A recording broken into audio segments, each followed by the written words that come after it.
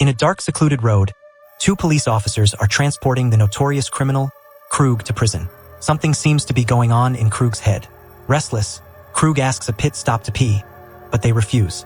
As the car halts at a railroad crossing, a truck suddenly rams into them. Two masked figures emerge from the truck. Krug's brother, Francis, and Krug's girlfriend, Sadie. The crash leaves one officer severely injured, barely clinging to life. Sadie, mercilessly, shoots him in the head. The other officer, though grievously wounded, remains alive. Krug strangles him with his seatbelt while making him look at his daughter's picture. Elsewhere, 17-year-old Mari Collingwood, a swimming enthusiast, is gliding through a pool, her mother Emma watching from the sidelines. Eager to start their vacation, they pick up Mari's father, Dr. John Collingwood, from the hospital and drive deep into the forest, heading to their secluded summer house by the lake. After reaching and unpacking, Mari goes for a swim in the lake. While John wrestles with a broken microwave, Mari requests the car to visit her friend in town. Emma's a little skeptical, but John hands Mari the keys and some cash, encouraging her to have fun. Mari meets up with her friend Paige at the general store where she works. As they chat and discuss their plans to get high, a rather quiet teenager named Justin enters, grabbing a heap of junk food. At the counter, he asks for cigarettes. Paige insists on checking his ID, prompting Justin to offer a deal. If she sells him the cigarettes, he'll give her some primo weed from his motel room. Paige agrees. Justin quickly hides a blood-stained bill and uses a clean bill to pay with. Mari drives them all to the motel. Justin and Paige hop out, assuring Mari they'll be back in a few minutes. A maid startles her, asking if she dropped a room key.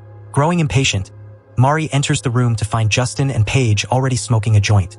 Slightly annoyed, she joins them. Emma calls, concerned that Mari didn't check in upon reaching town. Mari reassures her, and as the call breaks up, Emma warns of an approaching storm.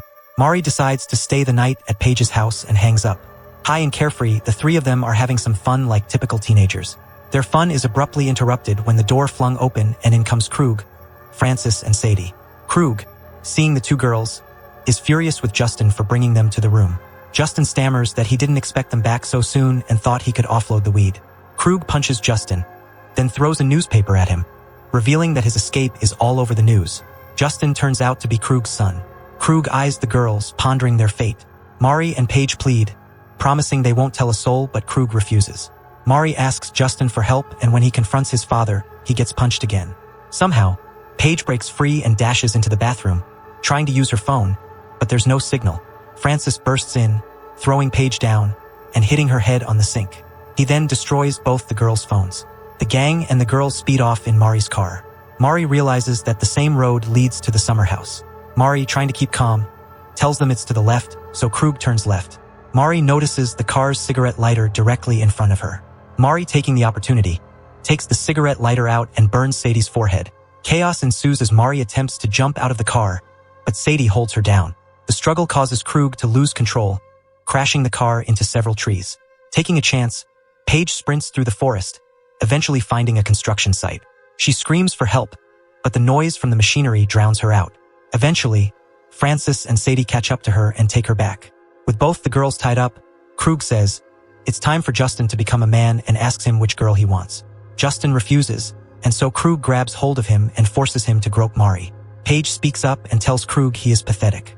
Feeling insulted, he walks over to Paige, lifts her up, and stabs her in the stomach twice with a knife. Francis grabs her from behind and stabs her in the back.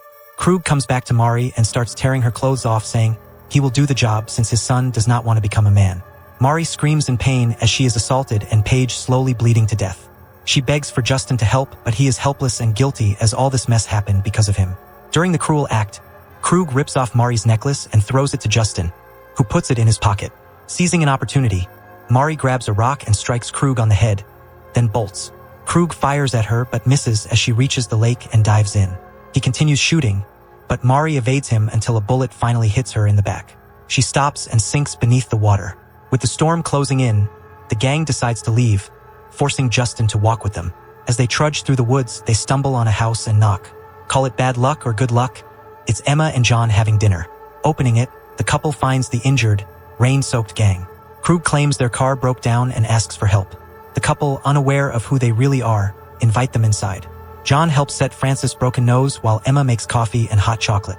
Krug requests to use the phone to call a tow truck or taxi, but John doubts anyone would come in the storm. The couple offers them to stay in the guest house for the night. When Justin goes to the kitchen to keep his empty cup, he sees Mari's picture on the fridge.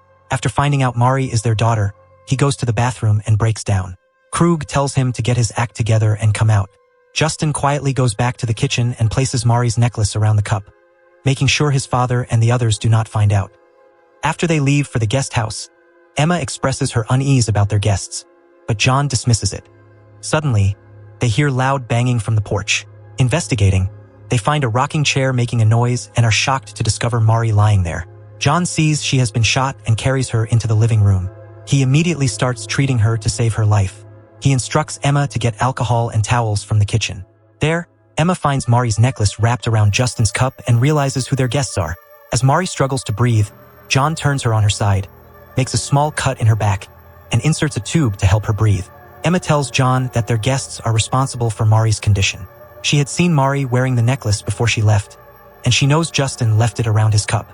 John's fury grows, as he also finds out that Mari has been sexually assaulted. Emma anxiously asks what they should do.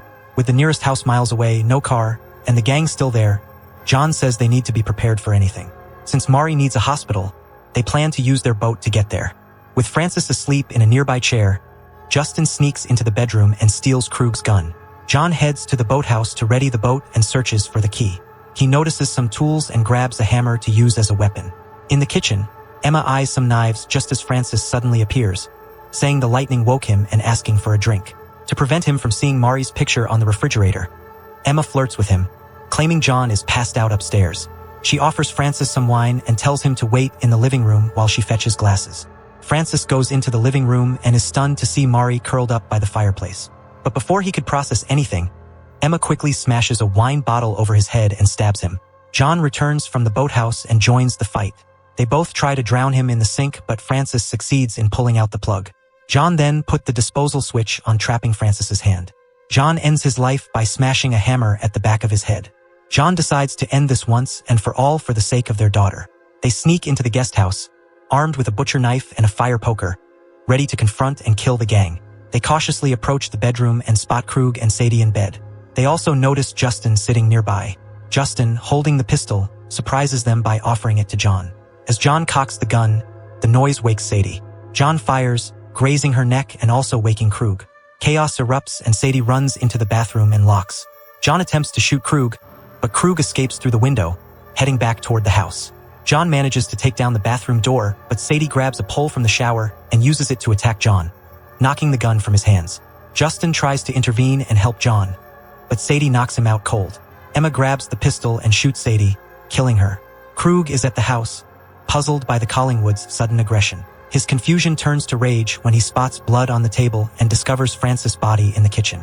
Meanwhile, the Collingwoods had already placed Mari in the boat before heading to the guest house. Emma stays with her, tending to her wounds, while John, armed with the fire poker, heads back to the house to confront and kill Krug. After some moments of hide and seek, Krug ambushes John and they brutally start fighting each other. After several minutes of an exhausting fight, Krug gets the upper hand. Krug grabs the fire poker and chokes John until he passes out, dropping him to the floor. As Krug prepares to stab John, he hears the sound of a gun being cocked behind him. He turns to see Justin aiming the gun at him. Krug, incredulous, remarks on Justin's timing to finally stand up to him, and asks for the gun, claiming he isn't angry. Justin pulls the trigger, but the gun clicks empty. Furious, Krug stabs Justin in the stomach with the fire poker. While Krug is busy giving a long monologue to Justin, Emma rushes in with a fire extinguisher and strikes Krug with it. She sprays him with the hose, and John seizes the opportunity to beat Krug with the fire poker. Emma then bashes Krug's head with the fire extinguisher and knocks him out. As the storm clears, John, Emma, Mari, and a severely injured Justin get into the boat and head down the lake. So what actually happened to Krug? He wakes up after Emma's final blow to his head and finds John standing over him. Krug realizes he can't move and asks John what's happening. John explains that he didn't have any rope or tape to restrain him, so he made precise cuts all over Krug's body to paralyze him from the neck down. Krug, now completely helpless, wonders what John would do. John puts Krug's head in the broken microwave and turns it on. After several minutes of cooking his head while still alive, it exploded. Well folks, that's how Krug met his end.